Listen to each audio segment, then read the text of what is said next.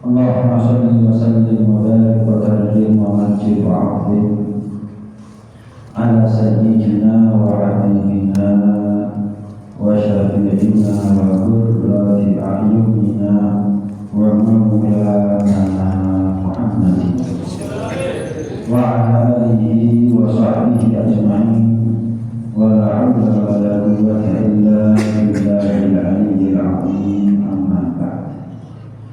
Subhanaka la ilma lana illa ma 'allamtana innaka antal alimul hakim. Rabbi shrah li sadri wa yassir li amri wahlul 'uqdatam min lisani yafqahu qawli wahdid qalbi wa saddid bihi lisani.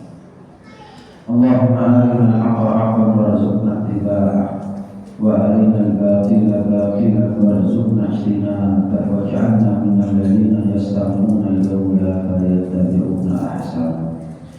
Nawaitu ta'allum wa ta'lim wa tadhakkur wa tadhkir wa nafa wa intifa' wa ifadah wa istifadah wal hatha ala tamassuki bi kitabillah wa sunnati rasulih wa du'a al-huda wa dalalata ala khair ibtigha'a wajhillahi wa maradatihi wa qurbihi wa thawabihi subhanahu wa ta'ala.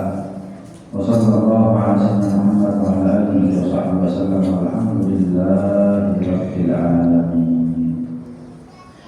Assalamualaikum warahmatullahi wabarakatuh.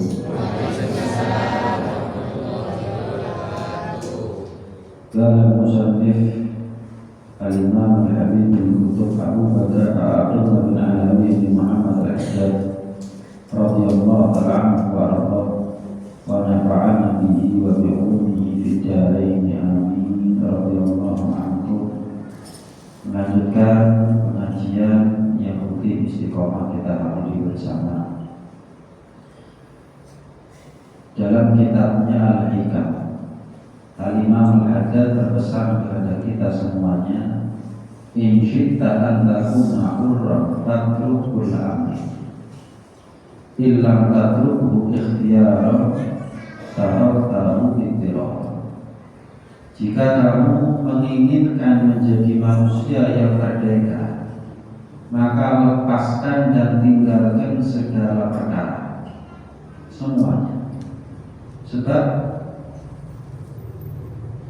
kalau tidak kita tinggalkan, ya kita yang akan ditinggalkan. Contoh, antara kita sama dunia. Dunia itu harusnya kita perbudak, bukan kita yang diperbudak dunia. Kita harusnya menjadi orang yang merdeka, bukan menjadi orang yang mau diperbudak oleh dunia. Maka caranya gimana biar kita merdeka dari dunia? Tinggalkan dunia, lepaskan dunia. Toh kalau enggak kita tinggalkan, ya kita yang bakal ditinggalkan dunia. Begitu juga, jangan mau kita ini menjadi budaknya hawa nafsu, budaknya syahwat.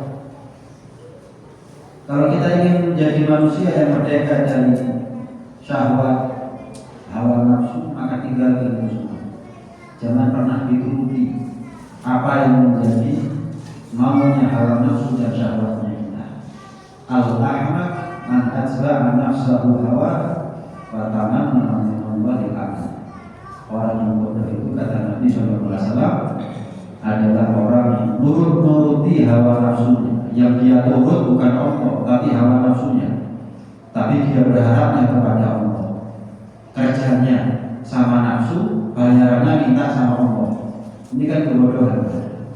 Bahkan cenderung kepada kegilaan. Kerjanya sama siapa, kok minta gajinya, bayarannya, upahnya kepada Allah. Nurut sama Allah enggak, tapi mintanya sama Allah. Nurutnya sama nafsu, tapi mintanya sama Allah. Allah.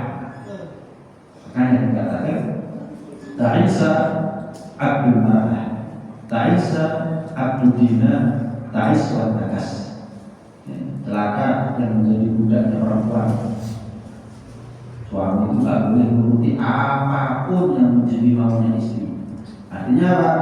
Yang megang kendali itu ya suami. Musyawarah boleh, minta pendapat boleh, tapi bukan kita pasrahkan kendalinya rumah tangga kepada istri. Kata Nabi gimana? Tak bisa celaka. Nggak akan sukses suami yang menjadi budaknya perempuan. Lam yuflih qaumun idza walau amrahum imra'atan. Dalam satu hadisnya Rasulullah juga jauh tidak akan pernah beruntung suatu kaum jika memasrahkan urusannya mereka kepada perempuan. Memang ada kodratnya sendiri-sendiri ini. Ada kodratnya sendiri-sendiri. Islam ini kok merendahkan perempuan segitu? Enggak. Dalam Al-Quran ada surat An-Nisa, nggak ada surat Ar-Rijal. Dalam Al-Quran ada surat Maryam. Antara ibu dengan ayah, kemuliaan ibu 3 kali lipat daripada ayah. Islam ini mengatur perempuan seperti ratu, nggak keluar kecuali dengan kawalan. Istri ya harus dengan suaminya atau dengan kawannya. Ratu itu banyak di istana daripada di luar rumah. Makanya perempuan diatur dalam Islam lebih banyak di rumah daripada di luar. Bukan tak boleh di luar, tapi kalau ingin tahu surganya perempuan, cukup dalam rumahnya. Kalau laki-laki kepingin dapat surga, lah cukup di dalam rumah. Gak dapat apa-apa laki-laki kalau cuma di rumah dok. Perempuan cukup di rumah dok sudah dapat surga. Hijab terbaik bagi perempuan itu adalah dinding-dinding rumah mereka. Nggak cadaran, tapi anak rumah itu lebih baik daripada cadaran tapi kemana-mana. Perempuan itu dalam Islam dipenuhi nafkahnya oleh suami, ditanggung. Sama ratu kok. Ratu kok kerja kemudian cari nafkah sendiri. Ratu itu juga punya. Ratu itu pakaiannya terhormat, sama perempuan itu diatur pakaiannya sopan, pakaiannya terhormat. Jadi salah kalau orang beranggapan bahwa perempuan dalam Islam itu didiskreditkan, dipojokkan, direndahkan. Ada kodratnya masing-masing yang harus kita pahami. Di satu sisi laki-laki lebih afdal daripada perempuan, di sisi yang lain perempuan lebih afdal daripada laki-laki. Ta'isa abdu dina, celaka yang menjadi budaknya dina. Kepingin kaya menghalalkan segala cara, celaka. Korupsi, nolong, jambret, nyopet, celaka ini. Jangan-jangan matinya di masa di dunia, di masa manusia, di akhirat, di masa malaikat. Susah yang tidak ada ujung pangkalnya, yang tidak ada habisnya. Kenapa? Menjadi budaknya dina, menjadi budaknya harta. Gila harta. Nah, makanya dikatakan oleh ulama, al-hurru man kharaja 'ani dunya qabla an yakhruja minha. Siapa sih orang yang merdeka itu? Orang yang merdeka itu adalah orang yang meninggalkan dunia sebelum dunia yang meninggalkannya. Hadirin, kalau kita ditinggal sama dunia, itu namanya dunianya yang nggak mau sama kita, nggak terhormat itu. Yang terhormat itu adalah kitanya yang nggak mau sama dunia, ini terhormat. Jadi dunia itu lebih dicari aja belum tentu dapat, apalagi nggak dicari gitu. Ini konsep atau cara berpikir yang salah. Dunia itu dicari nggak dicari. Kalau di lauhul mahfuz jadi rezekinya kita akan sampai kepada kita. Dunia itu dicari atau enggak dicari, kalau di lauhul mahfuz bukan rezekinya kita, yang akan pernah sampai kepada kita. Dicari aja enggak dapat, apalagi enggak dicari kalau enggak dapat, oh jangan lupa dengan takdirnya Allah. Jangan lupa dengan lauhul mahfuz, jangan lupa dengan keputusan dan ketetapan Allah Subhanahu wa taala. Usahanya kita itu atau ikhtiarnya kita, upayanya kita, doanya kita, ya tidak akan mengalahkan takdirnya Allah. Nah, jadi melototnya kita dengan dunia nggak nambah rezeki, meremnya kita dengan dunia juga nggak kurangi rezeki. Pancet paten. nggak bisa dirubah sehebat apapun usahanya kita. Merubah takdirnya Allah nggak bisa, itu kuasanya Tuhan. Jadi kekuatan Tuhan nggak mungkin bisa kita lawan. Ini jadi jangan khawatir. Berpaling kita dari dunia nggak pasti melarat. Ngotot warrior yang kita dalam dunia juga nggak pasti kaya. Tahu nggak? Siapa sih orang yang paling capek?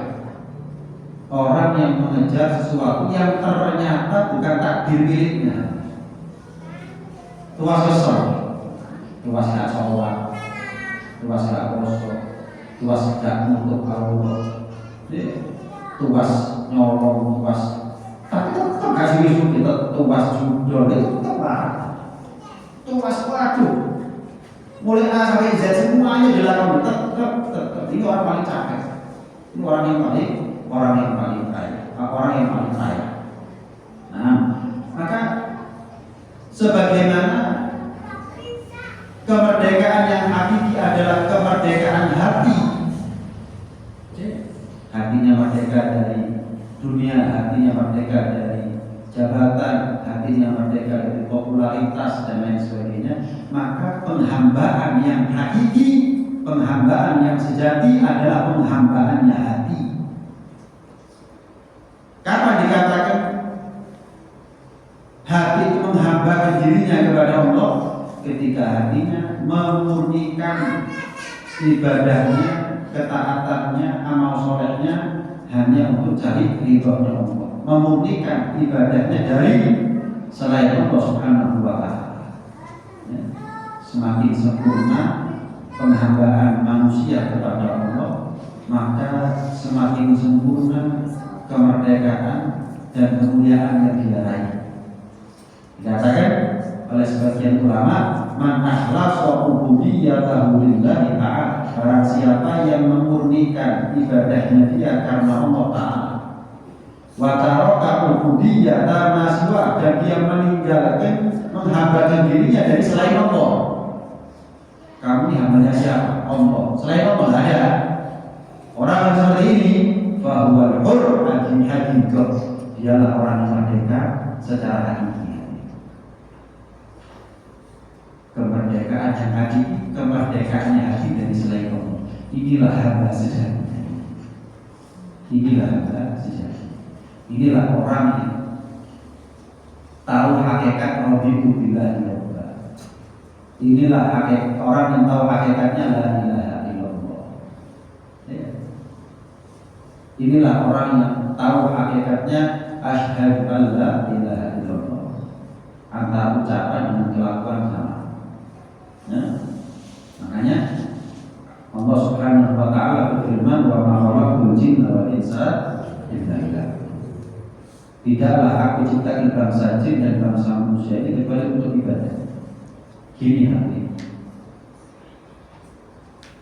Ayat ini jangan terlalu sederhana kita paham. Kadang-kadang kita ini kalau menggunakan ayat terlalu sering kita dengar kayak kita sepilih ayat. Padahal nggak ada ayat yang remeh, sepilih semuanya penting. Justru ayat wa ma khalaqtul jinna wal insa illa liya'budun itu adalah acuan dasar orang-orang soleh untuk memurnikan penghambaan dirinya hanya kepada Allah, bukan karena surga neraka. Kalau karena surga neraka berarti dia hamba nggak surga neraka. Contoh, Allah perintah kita sholat, ayo sholat. Terus kita tanya sama Allah, Gusti kula niki nglampahi sholat, asal nopo gak ayo apa. Loh, lah terus nek kula mboten sholat, resikone apa? Gak resiko apa-apa. Kira-kira sholat kita ini. Nah, berarti kita bukan hambanya Allah. Kita berharap surga, takut sama neraka. Berharap kepada Allah, takut kepada Allah. Berharap surga, takut neraka. Berarti kita ini menganggap Allah itu bukan Tuhan, kalau surga neraka nggak ada. Wah, apa sholat? Kayak itu apa? Muka sholat nggak apa? Loh, cita. Nah, kamu dapat nikmat selamanya dari siapa? Apakah tidak cukup jadi alasan saya sholat dan kasih dan neraka karena syukur? Tahu terima kasih. Saya yakin nanti saya kasih uang jenengan sekarang setiap orang 10 juta, 10 juta, 10 juta. Saya yakin 24 jam selama saya nggak masuk rumah sakit ibu panggil saya jam 2 malam, jam 1 malam 10 juta. Jenengan sudah mau jadi hambanya saya, budaknya saya. Tak telepon udah. Karena istrinya mau kemana? Dipanggil lagi bang. Ini jam 1 aku untuk 10 juta. Lah kami raya deh. Di jalur kasih saya, nanti ke di mawar nih, kayak 10 juta deh, udah isi mah, ini tadi itu duit mana? Kenapa itu tidak kita lakukan kepada Allah? Allah ngasih kepada kita cuma 10 juta nih, 1 detik nafasnya kita itu lebih mahal dari segala-galanya, lebih mahal dari segala-galanya. Dipanggil sama Allah bukan jam 1 malam, jam 2 malam, jam 5 dengan sholat subuh masih nggak awal. Tadi kan nggak keluar. Sholat zuhurnya dengan jam 2 mepet asar sekalian wudhu, ya, sholat zuhur karena mepet asar sekalian sholat asar misal jam 2 jam 3 asar, jam terus wudhu terus sholat asar. Kadang-kadang di orang sholat karena lahir wudhu. Yang bikin orang malas sholat kadang-kadang gara-gara nggak punya wudhu, yang wudhu enteng kan. Maghrib bisa jam 6 seperempat dan baru sholat maghrib apa? Setengah jam 40 menit sudah bisa apa? Ini cuma sekedar menyederhanakan syariat. Barangkali tak Allah kasih minta tambahan kepada kita. Begitu loh, ini hambanya Allah. Wa ma khalaqtul jinna wal insa illa liya'budun. Dalam kitab Ayyuhal Walad karya Imam Al-Ghazali radhiyallahu anhu itu ceritakan lagi ada satu Bani Israil ibadah kepada Allah 70 tahun. Ibadah.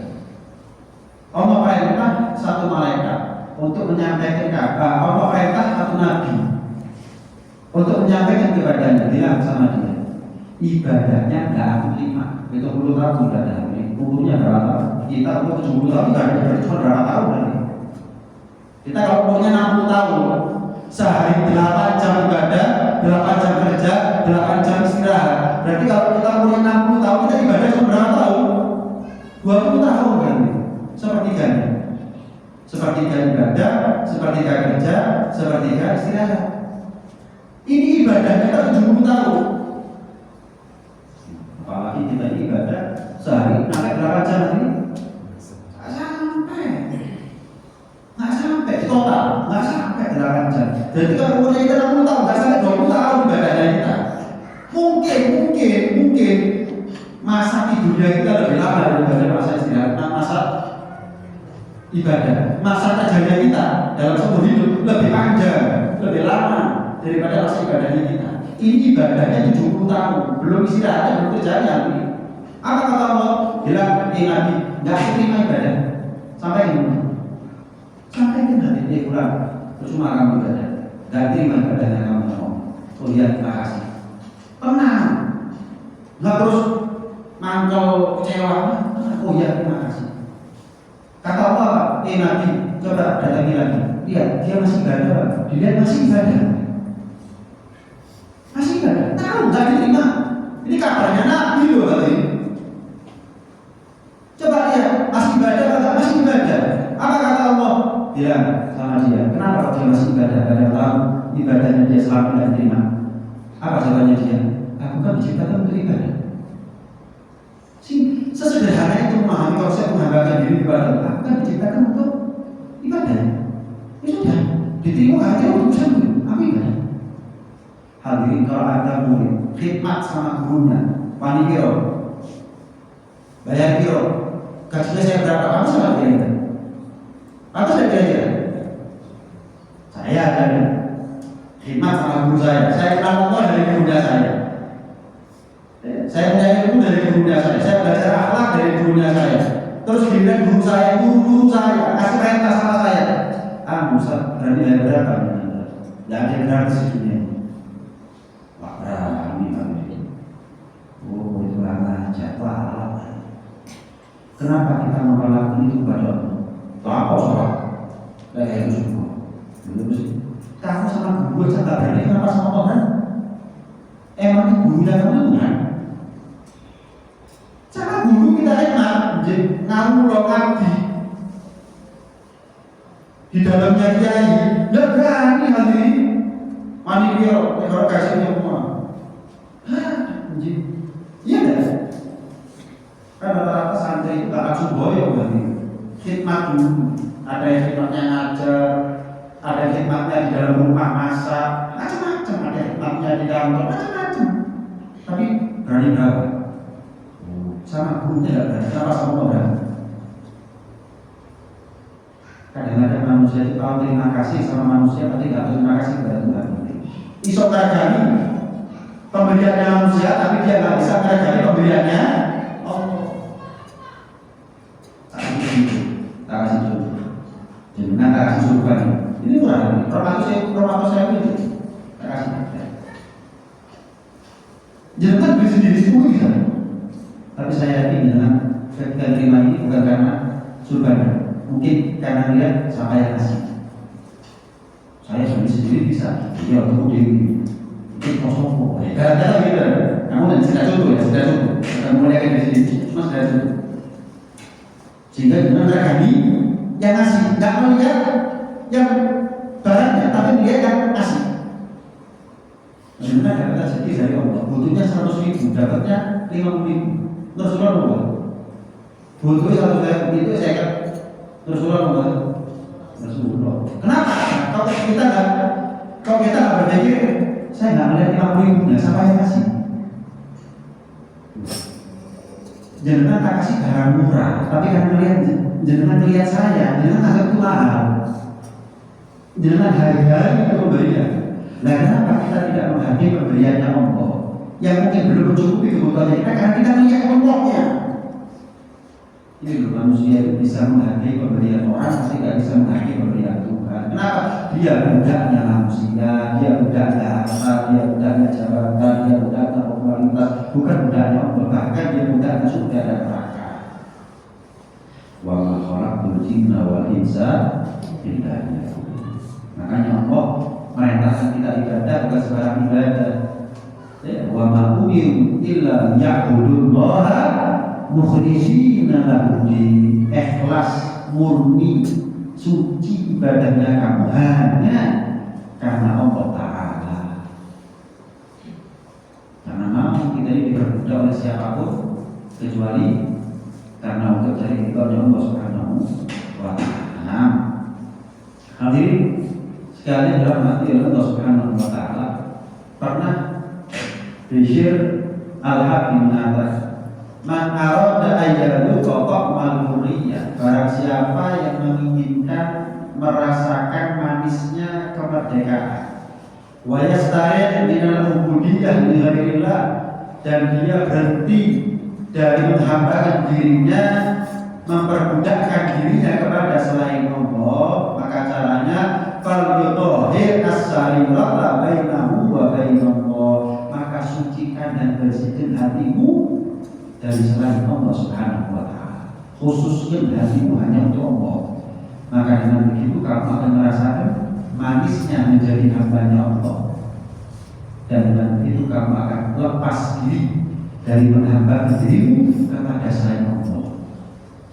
Kenapa sih orang ini kok mau jadi budaknya dunia, budaknya jabatan? Kenapa sih orang itu kok mau? Karena dia merasakan manis menghambakan diri kepada selain Allah. Dia belum pernah merasakan pahitnya.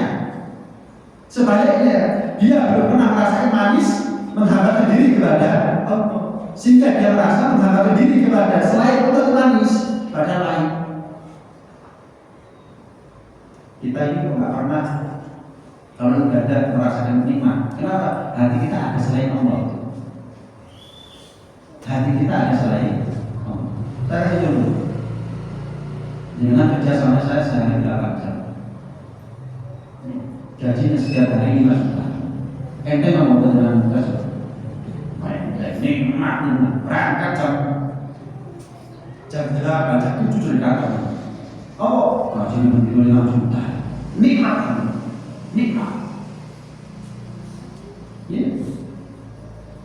Kita nggak bisa begitu kepada Allah, nggak bisa merasakan nikmat, karena di hati kita itu dunia bukan Allah. Di balik juga kosong nikmat, enteng. Karena di hatinya itu dunia, uang. Ya. Coba di hatinya Allah, dia akan merasakan nikmat yang lebih ketika dia beribadah kepada Allah Subhanahu Wa Taala daripada dia kerja kepada orang yang setiap 5 juta. Ayo, dengan baca sholawat ini ya, berapa kali 300. Itu apa belum? Mimpi Nabi, mimpi Rasulullah. Oke, belum ratus. Nyenyak, ya sudah, ini aja. Saya kasih gambaran dengan sholawat 300 kali.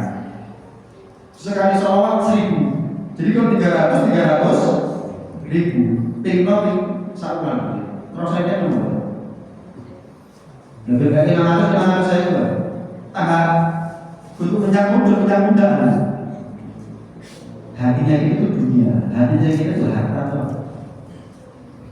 Hatinya kita itu lawan jenis. Itu yang buat kita ini enteng itu. Untuk Allah karena di hatinya kita nggak tahu Allah benar untuk itu.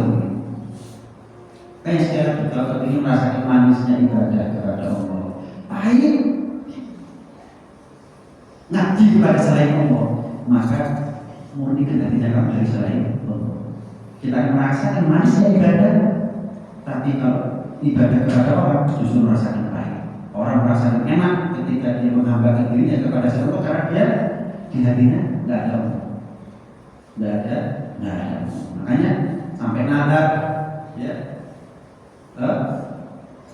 ibunda daripada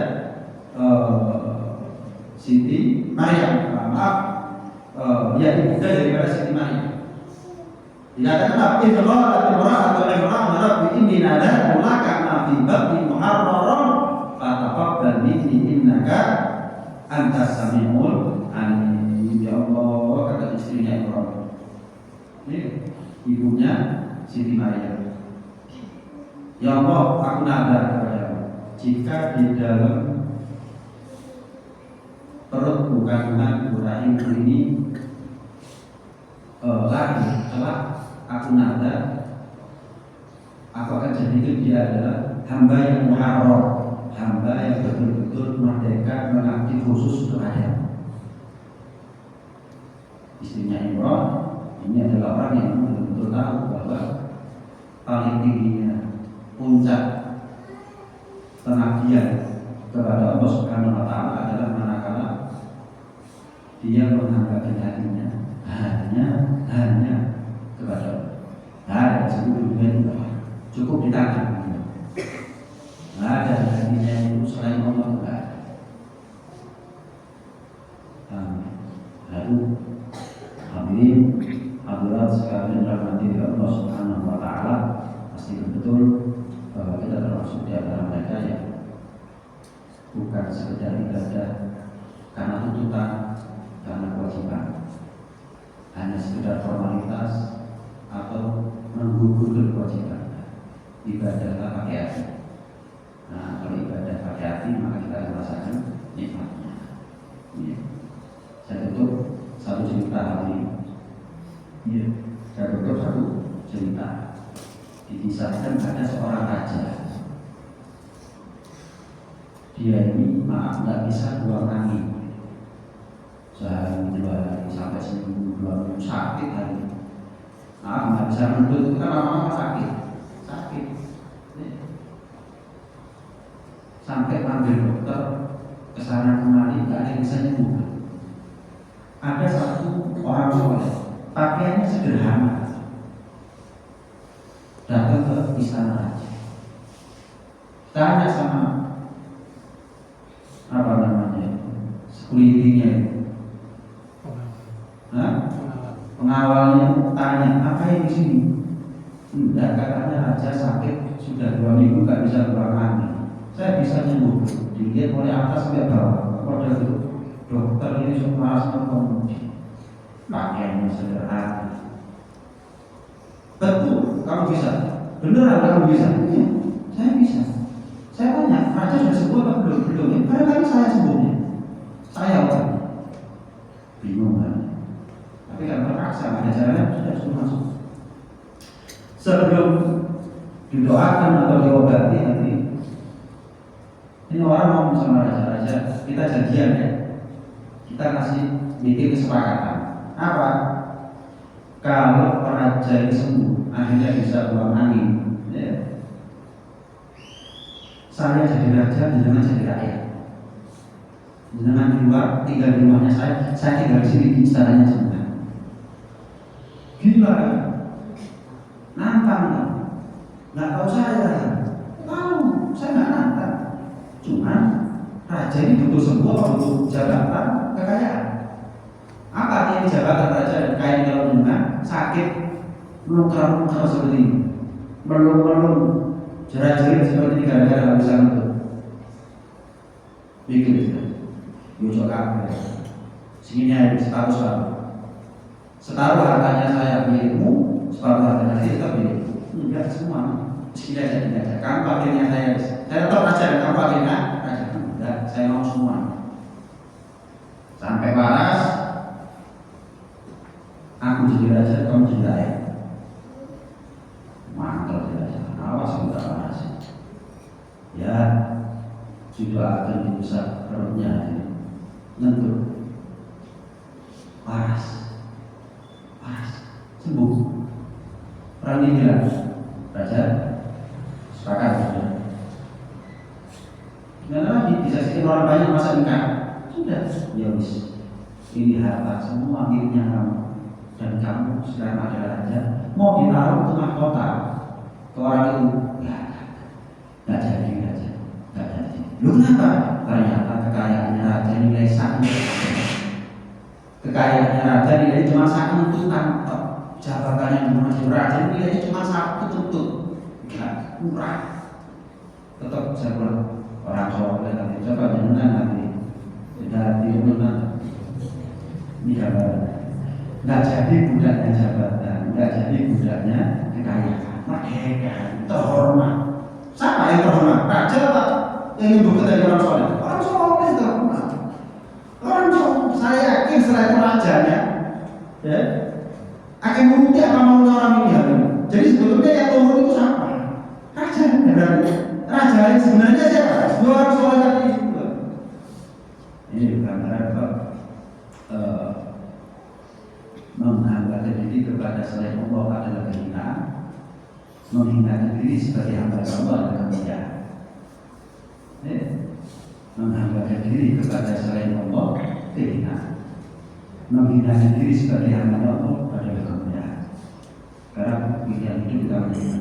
Kalau kita milih jadi mau milih jadi hambanya manusia sehingga hina, atau milih jadi hambanya Allah sehingga mulia.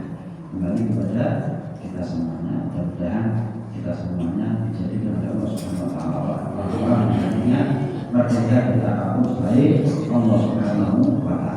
Amin ya Allah. Ini hal ini apa yang bisa saya sampaikan. Mohon maaf tidak bisa lama-lama. Ini pertanyaannya tidak bawa-bawa mana. Coba cerita enak. Jadi saya jawab insya Allah di pertemuan yang akan datang. Saya bisa jawab sekarang. Saya ditunggu orang di Bulawang dan ya kapan juga deh. Saya nggak bawa kacamata. Nampak insya Allah pertemuan yang akan datang akan saya jawab. Dan banyak umur. Saya bahagia dalam keadaan kepada Allah, cinta kepada Rasulullah, menemukan istiqomah, meninggal dalam keadaan husnul khotimah. Amin ya rabbal alamin. Rabbana fa'na bima 'allamtana rabbi 'allimna alladhi yanfa'una rabbi fa'tina wa fatihana wa barakatina min ma kunta wa zakar rabbi wa qina wa qihum min al-qadari wa lana qina wa rizqina halal tayyib wa qina ya ulama nahnu ya rabbana syar rabbana aslih lana kull shay'in wa tarhamna waqti ya rabbana kull bil qadar fatihah wa وَقِيلَ وَصَلَّى فَمَنْ سَكَتَ وَصَلَّى اللَّهِ أَرْشَدَ مُصْطَفَى مَنْ الْحَقِّ الْعَنَ وَالْوَرَى بِكِتَابِهِ لِلنَّاسِ شِفَاءً وَعَلَى آلِهِ الْكِرَامِ شُرَفَاء وَعَلَى صَحْبِهِ وَصَحْبِهِ الْكِرَامِ اللهم اهدنا بهداك واجعلنا ممن سار في رضاك ولا تجعلنا وليا سواك ولا تجعلنا ممن خالف أمرك وعصاك وحسبنا الله ونعم الوكيل ولا حول ولا قوة إلا بالله العلي العظيم وصلى الله على سيدنا محمد وعلى آله وصحبه وسلم والحمد لله Alhamdulillahirabbil alamin. Al-Fatihah. Alhamdulillah. Ihdinas siratal mustaqim.